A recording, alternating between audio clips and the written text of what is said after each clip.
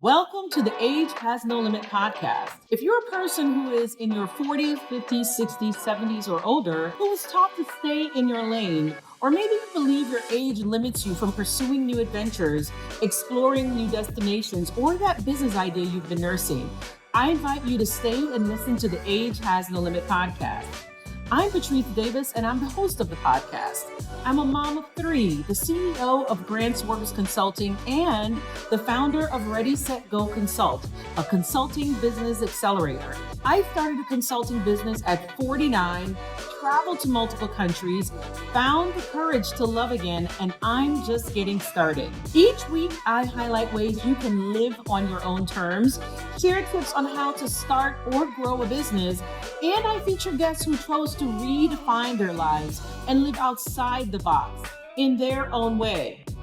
If this sounds like something you'll enjoy, stick around for this episode. If you're listening to us on your favorite streaming platform, please download this or any of our past episodes so you can listen on the go. If you're watching us on YouTube, please subscribe. It's the Age Has No Limit podcast. We're here to show and prove that your age shouldn't prevent you from designing and living the life you want. I'm your host, Patrice Davis. Let's get started. Joanne Toller is a digital nomad and advocate for domestic homicide and addiction recovery. She's also the owner of the Cause Charity Specialist, or Cause Specialist, as I've known it on YouTube, Instagram, Threads, and everywhere she shares her fundraising expertise. She uses her 30 plus years of experience to help hundreds of nonprofit organizations in the United States and Canada thrive. She does this by providing affordable one-on-one coaching, digital fundraising training, nonprofit marketing courses, and tons of educational content on YouTube. You should check it out, by the way. I've been on her YouTube channel and she has a lot of information. She is passionate about education. You can find her leading workshops and writing articles. Join me as I learn more about Joanne, the woman, about her life as a digital nomad, and about her advocacy for domestic homicide and addiction recovery. We'll also explore her work as a nonprofit consultant and why she's on a mission to empower those who empower others. Stick around to learn more about my guest, Joanne Toller. Joanne, welcome to the Age Has No Limit podcast. Well, thank you for having me. I was just looking at the video that you did for us on our YouTube channel, and it is getting tons of views. It's a very well received video. Thank you. I always wonder how much people are watching or because they want to learn about government grants, because I felt, when I first started in the space, it wasn't something that people were particularly interested in, but I'm glad to be able to bring and share some information on your channel. But I want to start by digging into your life as a digital nomad.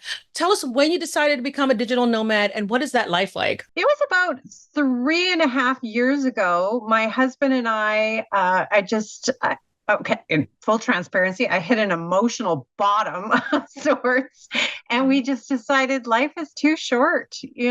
We sold everything that we owned and bought a trailer, which, welcome to our trailer, and hit the road. Just decided, we're going to live the digital nomad life. Awesome. I think that is so fantastic. And you're my second guest, and I've only interviewed 49 or no, I'll say about 52 folks on this podcast. You're the second one that actually is living as a digital nomad. And so this gentleman, he's, in a trailer. I don't know if I'm using the right term. And he's just kind of moving around the United States. Are you doing this in Canada and the United States? Where are you moving around to? Both. Canada is very cold in the winter, so we go south in the winter, and we've traveled around Arizona, California, New Mexico, Texas. I was out in Florida earlier this year, and then in the summer, then we're back in Canada. Yeah, that makes a lot of sense. So what would you say is the best thing about being a digital nomad? And what about the not so great things?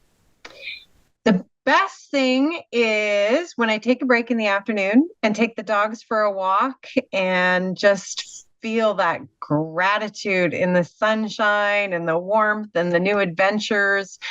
The worst thing is sitting at my desk on those days I can't get out for the walk because I'm too busy. Yeah, yeah. It's so interesting because one of the things that I always talk about on at least one of my Instagram channels, if you want to call it that, is how being an entrepreneur is fantastic. But there are those days when you're literally stuck at your desk because you've got deliverables, you've got different things that you have to do. So even though we're in these fantastic places, there are times when you're glued to your desk, but you're absolutely right. I really want to focus on the gratitude for those times when we can get up and walk out, like you're walking with your dog, you're walking your dog. I can walk out barefoot into a beautiful tropical garden. So I think I'm going to try to keep myself focused on what we should be grateful for. But I definitely feel you on that one. So you can be a digital nomad and work because you have a nonprofit consulting firm, as we talked about. And the name of that firm is the Cause Charity Specialist. How long have you been in business? And what was the spark for starting that consultancy?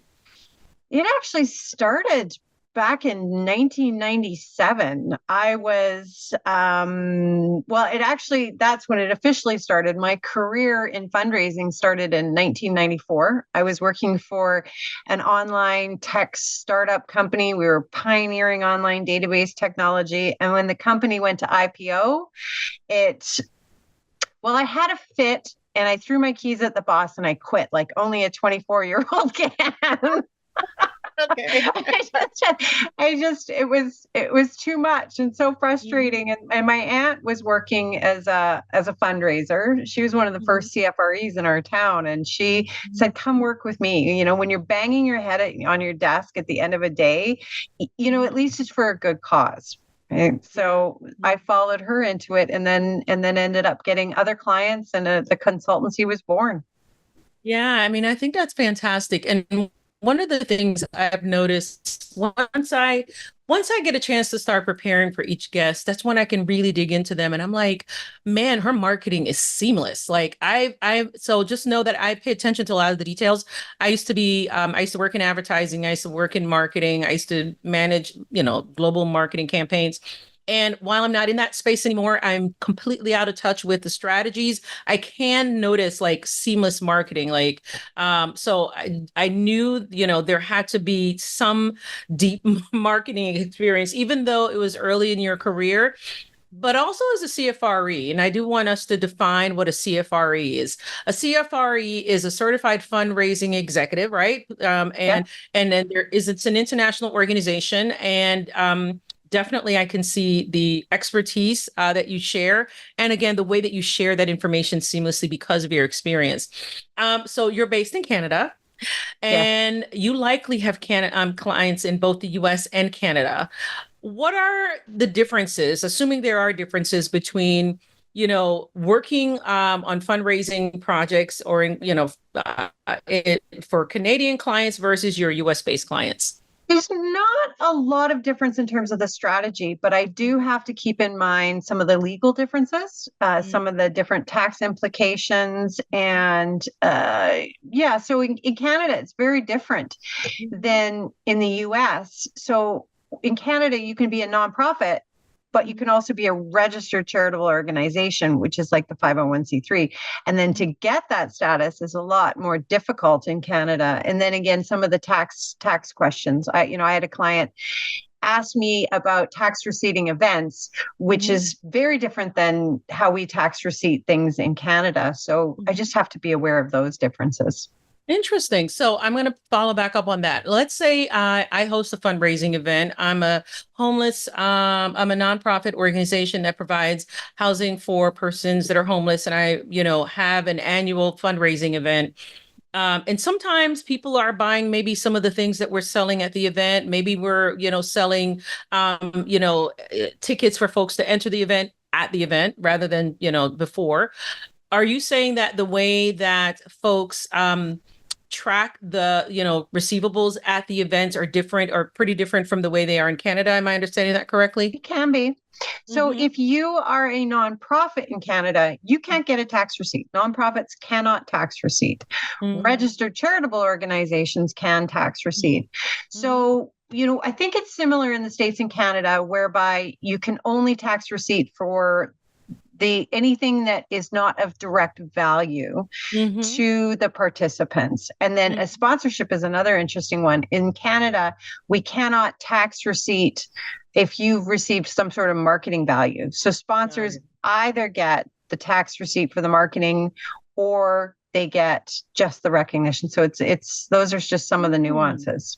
Awesome. That's interesting. And I'm thinking now, so I've worked in the nonprofit space for some time as well. But as you know, I work in the grant space, but I've, of course, volunteered at a number of the nonprofit events for the nonprofits where I worked, and several used events as a way to supplement either their grant funding, their individual giving, all the different sources of revenue. And I've never thought about that. I've just kind of let the, finance folks handle that while I focus on grants. But that is a distinction that now I'm really curious about and how that works for nonprofits in the US. So one of the things I pointed out earlier is that you are also a marketing strategist. And as I said before, your online presence and your activities that you do across the, digital space, they're just impeccable, clearly well planned and consistent. So share one tip for those of us who are 45 plus who should, what are some of the things we should know about how to market ourselves or our business online? Well, I took the content marketing approach where I'll produce sort of thought leadership content. I want to give valuable information to the people in our community and really build up that community. I think the biggest piece of advice I would give is something I'm going to start doing, and that's shifting more towards personal branding, where I'm sharing more of who I am. So not just these thought leadership pieces, but who am I as a human, and what does it mean to be in my world? Yeah, it's so interesting you said that. I'm going to have two follow-ups on that, because actually one of the follow-ups, the second one I'll mention, is related. It's a question I thought about, and that's related specifically to that. So one of the things to note, like for anyone who's going to be starting a business, especially if it's a consultancy or coaching, but more so as a consultancy, because consulting does require thought leadership. And because of the space I'm in, I knew that educational content, content marketing, as you mentioned, is a huge part of that. And so I shared a lot of, information online, but I've been told, hey, people buy, services, yes, from your consulting firm, but they want to know a little bit more about you, Patrice, right? And so that is so true. There's sort of like this, branding. People want to know a little bit more about the person that they're buying from. Are they going to enjoy working with your company? So I guess I'll add that as a tip, just kind of supplement what you're saying, because my question, and this is the second follow-up, is one of the things I noticed across your social media, there isn't much out there about Joanne, the person. And I think your life as a digital nomad is such an intriguing aspect of your life that would really pull in more folks. So you've kind of managed to keep your expertise and what you have to offer in the foreground, without seemingly sharing much about yourself. And I thought maybe I'm not going to all the right sites.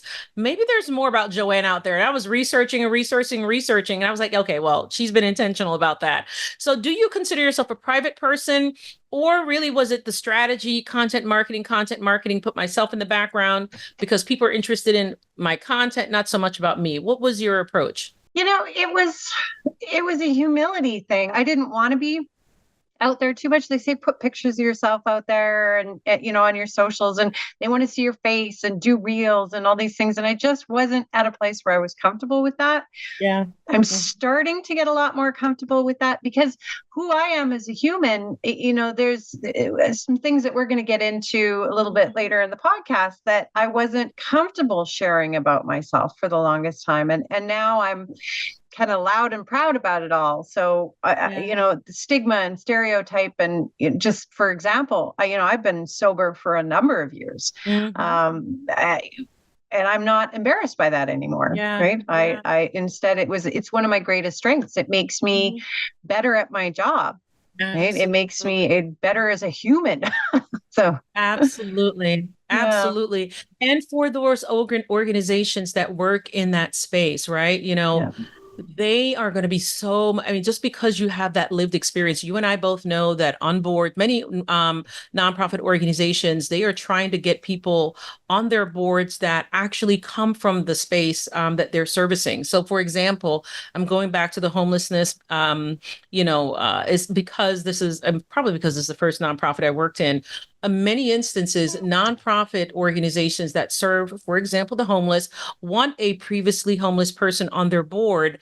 Number one, and I hate to say it, it looks great, but also because they can get the input from that person's perspective on what that lived experience is like. So they do want lived experience. So your lived experience is an asset.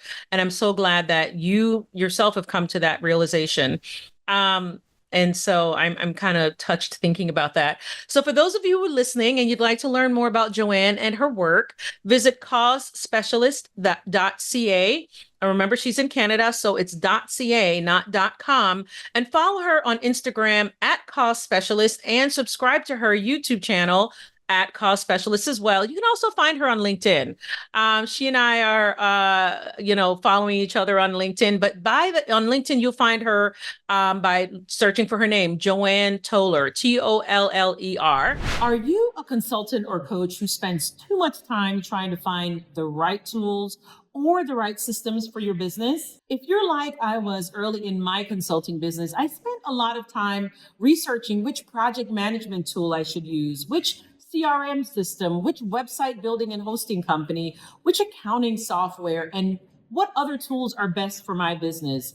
I also spent time creating email templates and even contract templates for clients and vendors. Chances are you've either done the same or you're doing the same. My name is Patrice Davis, and I'm the CEO of a consulting firm, Grantsworth. I'm also the owner of Ready, Set, Go Consult, a consulting business accelerator. I'm also the host of the Age Has No Limit podcast. I'm here to tell you about the Ultimate Consultants and Freelancers Starter Kit. The kit is a curated list of tools of the trade, templates, and other resources you'll need to run your business. It even includes the six-figure proposal template that I've used to win 5 and 6-figure engagements. There's also a fluff-free summary of what it takes to build and grow your consulting or coaching business. Here's the thing. On average, consultants, freelancers, and other independent service providers work up to 65 hours per week. I created the kit myself because I know it can help you save time. Save time from hours of research and trial and error. It's what I would have wanted when I started my consulting business in 2020. Here's another thing. You can't grow a successful consulting business when your foundation isn't stable and when your delivery and systems are chaotic and outdated. Click the link below to learn more about the starter kit or visit readysetgoconsult.com/starter kit. You'll be happy you did. As a reminder, if you're listening to us on your favorite streaming platform, download this and any of our past episodes so you can listen on the go. If you're watching us on YouTube, don't forget to subscribe. Now back to the podcast. So you're also an advocate for domestic homicide and addiction recovery. So tell me why you're an advocate for these two causes.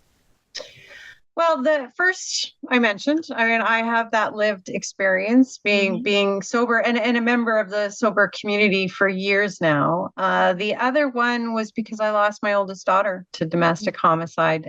And that was another one of those things that, I had to get over that. What are people going to think? And that stigma before I could get really loud about that one. But in all honesty, we had no idea. We knew that they had this young, those young toxic relationships that, those. And we worked with his parents and our whole family. And we tried to kind of separate them. He was also he got into drugs. So he was struggling with that. I was looking at different treatment centers for him when it all happened. So right out of the blue, you just don't know. You just don't know. And it is a possibility. And I think, we need to talk a little bit more about that domestic homicide is growing and it is a possibility. Yeah. Absolutely. It is growing. I don't know what the numbers are in Canada. It's definitely growing in the States. With all of the things that are happening and folks various ways of coping, which, I can't even imagine what that must have been like. But I'm sure it took some time for you to heal, a lot of time for you to heal. This is your daughter. And so I'm sure that was really, really a challenge. But I'm also really happy that you're on the other side. I won't say that you've completely healed. I don't know if one can completely heal from that, but your perspective now is that you are, you've kind of overcome the pain to the point where you're actually using that for advocacy and using it also as something to say, hey, I've lived through this. I can help others potentially, I can be an example for others. And maybe that's how you help. So tell me a little bit more about how you actually advocate for those two causes. I've done a number of podcasts. Mm-hmm. I do some speaking engagements to Mm-hmm. help promote the awareness for this, Mm-hmm. and yeah, any opportunity that I have to be able to talk about it. I've worked with a lot of mental health and addictions organizations and a lot Mm-hmm. of domestic, like that intimate partner violence organizations, and am open to sharing. I do a lot of one-on-one mentorship as well. I recently was in talking to some girls, even escaping exploitation. The whole spectrum. There's so much involved there Yeah. that any opportunity I have, I'll take to be able Yeah. to talk about it. There's a story there. I mean, that he didn't just he didn't just kill my daughter. He killed his parents too. And in Canada, Mm-hmm. stuff like that doesn't happen. So of course it made major news. And now that I've distanced myself from it, not distanced myself, but now that I've done a lot of the healing and the forgiveness is there, and even some gratitude is there for how we as a family have come closer together. Now I'm in a better place. Yeah, yeah. And you also started a memorial fund, the Taylor Toller I Memorial did. Fund. And so it was formed to combat family violence and combat addictions. Tell me more about, or I keep saying telling me, but of course, this is the audience is listening. Tell us more about, the work that the Memorial Fund supports. Yeah, it started. A lot of people wanted to do something. So we started collecting donations in lieu of flowers, things like that. And we rolled it over into an endowment fund of sorts. And so every year that fund is invested, and every year we take the proceeds from that and then invest it in a charitable organization. And we as a family come together and make that decision. And that was actually inspired by a donor who I knew at the time. Her and her family, they invited me to one of their dinners. And of course, the charity I was working with, was a recipient, but it inspired me to go and do that when and after we lost Taylor. Yeah. And tell us where, where you can accept donations to the Memorial Fund. Right on our website, there's a giving back tab that you can donate there. And we're actually coming up to our grant time. So now as a process, we're through with the family, we're going through and looking at, well, who are we going to give the funds to this year? Oh, awesome. And so just so you all know, the site that you would go to is causespecialist.ca. And as she said, there is a giving back tab on that website. So make sure you go there to donate to the Memorial Fund. So your personal mission is to empower those who empower others. And you've helped hundreds of nonprofits, again, in the US and in Canada.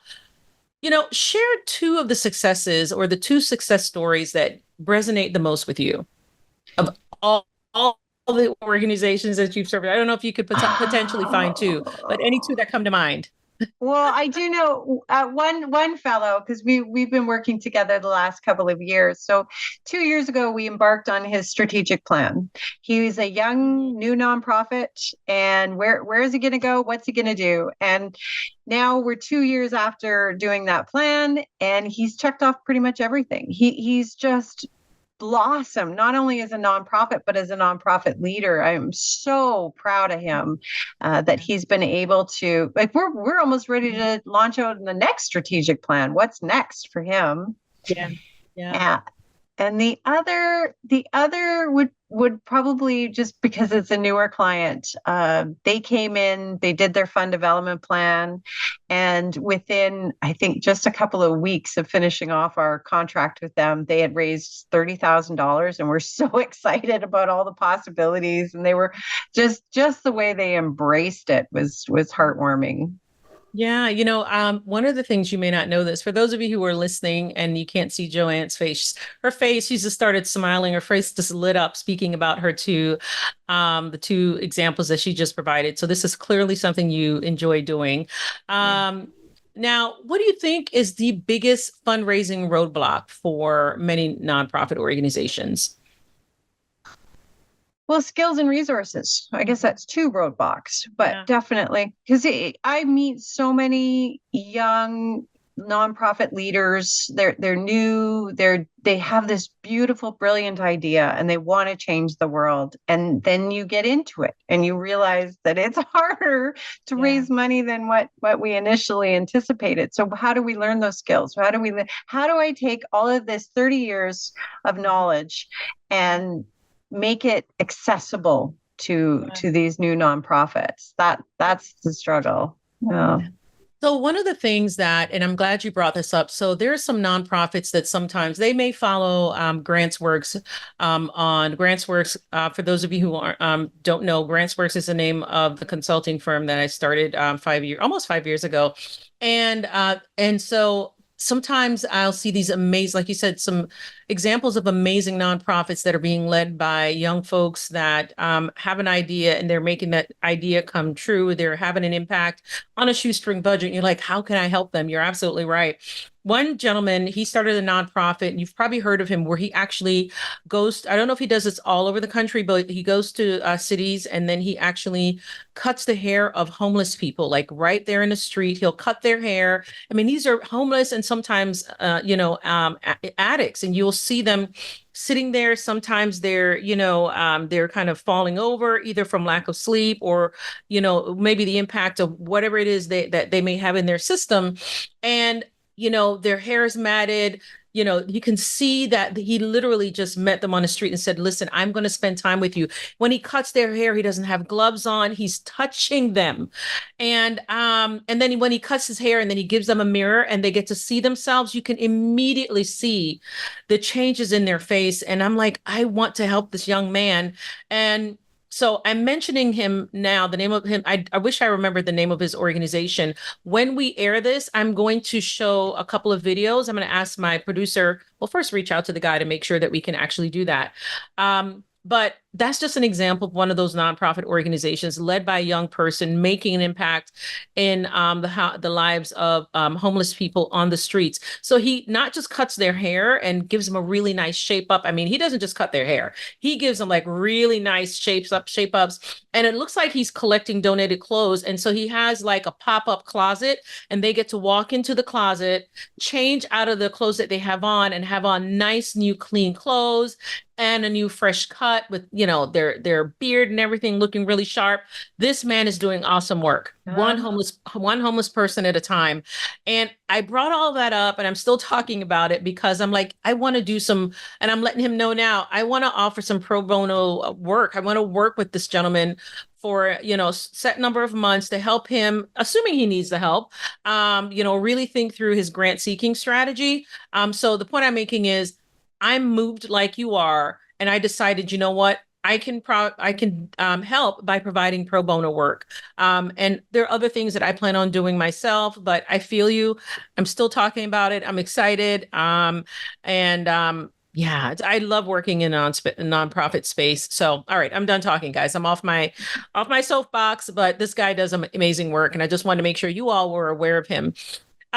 So now we'll dig into your business a little bit more. Actually, what do you think you like the most about being a business owner? I think the freedom and the flexibility. One of the catalysts for me becoming a digital nomad was when we were going through the trial. Mm-hmm. It was you can't even imagine. And I was working I had one of those retainer gigs, the steady gigs. They pay well. It's comfortable and safe, but it was just toxic. It was awful. The leadership was just, I would go home crying, and then I've got all of that stress. And so finally I just said, it's not worth it. It's not worth it. No money is worth it. I'm done. And we sold everything, and I became a digital nomad, and now I only work with clients who I really like, who inspire me, who make me laugh, who I feel like, because it's virtual, I feel like I can reach through the computer and hug. Yeah. So that's what I love most, is the fact that I work with who I want to work with, in environments that I want to work for, causes that I want to work for. Yeah. Yeah. I think many of us have an experience. We have at least one client where we felt the engagement wasn't the best. It wasn't, it was toxic, or, because of the organization's internal issues, it kind of comes out, it kind of leaks into the engagement. I have an example of that one particular client. So I can definitely identify with, where you're coming from, especially when you're the business owner. You don't have to. You can make the choice to end the engagement, or not renew it. Sometimes, for me, I have never really terminated an engagement. I've just allowed one to not renew.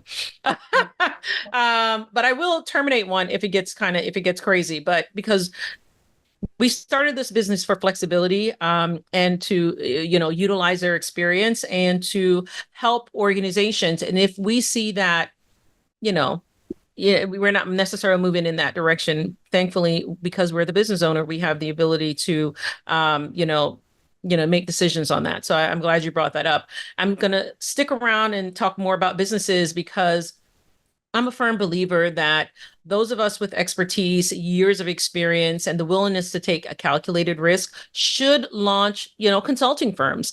You have one, and independent consultants are, people are looking for them, because not everyone wants, the big multinational consulting firms, the big four. Sometimes they want to work with someone like you that has really specific, in-depth experience, or someone like me that has the same. What made you decide to launch a consulting business? And I remember you told me about your aunt, but you were working with your aunt, I believe. What made you decide to launch your own? Or correct me. Yeah. Yeah, in all honesty, I fell into it. I did. I was working for her. The Salvation Army actually approached me, and she said, yeah, go ahead, do it, set up. And she's the one who said, why don't you just set up your own thing, and then you can consult for us and consult for them. And then it just sort of grew from there. But yeah, no, I agree. I don't advertise this, but one of my favorite things to do is help young consultants launch, because a lot of the marketing and a lot of the things that I teach apply for consultants. That's it, and I love it. I started off with mentorship. We would always hire young students to be our assistants, and then a big part of it was mentoring them into the role. And to see a lot of them grown up now and working for different companies or starting their own consultancy is beautiful. It is. And it's so interesting. I didn't know that. And it's interesting how similar, we are in that respect. So I actually have a consulting business accelerator called Ready, Set, Go Consult. I'm not sure if you're familiar with it. And it's actually, an 8-week program, where we take, folks who either have consulting firms, but they just want to maximize it, maybe really focus on their thought leadership, maybe enhance their services, and maybe really, strengthen their online presence. Maybe they just need to tighten up their operations. So we have that. But then also the folks who actually want to launch, we help them really create that strong foundation. It's not something that I do a lot, only, select folks that I work with, but I definitely understand. We've got this experience, we've got this education, something I call your SEEK, your skills, experience, expertise, and your knowledge. Use it for yourself. So again, coming off of my soapbox. So I'm curious though, and you did actually mention this, that you did have a retainer based client, and I'm sure you still have those. Is that correct? I really try to keep them to a minimum only because it allows me to work with more nonprofits. My favorite thing to do is the education piece, is to take an organization, work them through their fund development planning, find out what's best for them, teach them how to implement it. So when I work too many retainer clients, I can't do that. I'm busy working for one client. So no, I try not to. And I know they pay the bills. They're lovely. They, keep fear of economic insecurity at bay. But Yes. nah, I'm very faith-based too. So I just need to sort of let go and where can I best be helpful? Yeah, yeah. So that's so most of your services are structured as a project. Tell me, what is a fund development plan? Or I know I have an idea. Again, fundraising isn't my specialty. Tell our audience, what is a fund development plan? That's where we'll go through. And actually, it's quite the process because I want to do an audit of where you are. I want to get an idea of who your donors are as humans. We do a lot of strategic analysis, and then we'll sit down and look at what are the best fundraising strategies for your organization, given your audience, given your history, and it could be a number of things. And then we'll put it all down on paper, timeline it, get some metrics in there, and who's responsible for things, and just make it a very solid plan that they can follow and implement. Yeah. And do you help with implementation? I can, and that would be one of those retainer type situations. Yeah. So it's rare that I do. But it really depends on the cause. And I've known so many, like somebody needed federal grants. I know who I'm calling. Yes. I know who I'm going to recommend. I just, my network is pretty broad, so I can usually recommend professionals within their price points. And Yeah. Yeah. Yes. And the recommendations are yeah, right. yeah. Oh, Thank you you. are the girl. Thank you. Thank you. So again, if you'd like to learn more about Joanne and her work, visit causeспecialist.ca and follow her on Instagram at Cause Specialist and subscribe to her YouTube channel. Again, Cause Specialist. Follow her on LinkedIn by searching for Joanne, Joanne, Toller, Toller. So Joanne, of course, the name of the podcast is Age Has No Limit. So we really want to make sure that for every guest that we get to know, that we speak a little bit about their thoughts about aging. How has aging made you better? Assuming you think it has. And what is your definition of better? Let's start with my definition of better is just, who I am as a human. Have I gotten better? Or have I gotten worse? Because it is possible to get worse. So yeah, that would be my definition of it, and how aging has made me let go of all those things that I thought was so important that aren't really important, and really appreciate those things that are truly important. Yeah, yeah. Definitely. And what does an Age Has No Limit life mean to you? I did an event years ago called Top 70 Over 70. And I met some amazing, amazing senior folks who were doing things like an octogenarian who ran her first marathon, people in their 70s starting new businesses or writing that book that they've always dreamed of. So I think for me that symbolizes age has no limit. What am I going to do at 70? Am I going to be reinventing myself again? I hope so. Like, I really do. I hope. I don't know what's in store. I try to take it day by day, but I'm pretty sure I'll be doing something cool. Yeah, yeah. So I'm going to end by asking you to tell the audience why they should follow you on YouTube. Or for those of you who may be interested in your nonprofit consulting services, I'll let you end by just, sharing a little bit more about your channel and of course your business and how, or quite frankly, even the Memorial Fund. And so I'll turn it over to you. Oh, well, thank you. Well, I think the number one reason is I really try to live that mission to empower those who empower others. I put my heart and soul into the stuff that we put out there, especially on YouTube, because I understand that not everyone can afford to have a professional nonprofit coach and have this strategic plan. And so you can glean little pieces of it from the YouTube, it's somewhere to start. And and same with LinkedIn. And I try to bring in other professionals like yourself. You had that, you did an episode with us, and just give you the resources to at least get you started. Yeah. Well, everyone, thank you so much for listening. I think that Joanne Toller is yet another example that I want to make sure I bring to the fore, present as another example. I really, she's one of the, one of our, more fantastic examples because she's, she's a digital nomad. She started a business. She's, now overcome some life challenges to now be on the other side, to be an advocate. And she's using her experience and her, to really help organizations that are doing even greater, I wouldn't say greater work, but they have the ability to have a deeper impact because they're organizations that are placed in our communities to help others. As her mission says, she's here to empower those who empower others. So thanks again for being a guest on the Age Has No Limit podcast. Joanne, you are yet another example that age has no limit. Thank you. I hope you enjoyed this episode of the Age Has No Limit podcast. Except for when we take quarterly breaks, we release a new episode each week featuring people who decided to live a no-limit life, or featuring tips or lessons learned from me as I create my own no-limit life. By the way, don't forget to subscribe. I look forward to sharing our next episode with you. Just remember, age has no limit.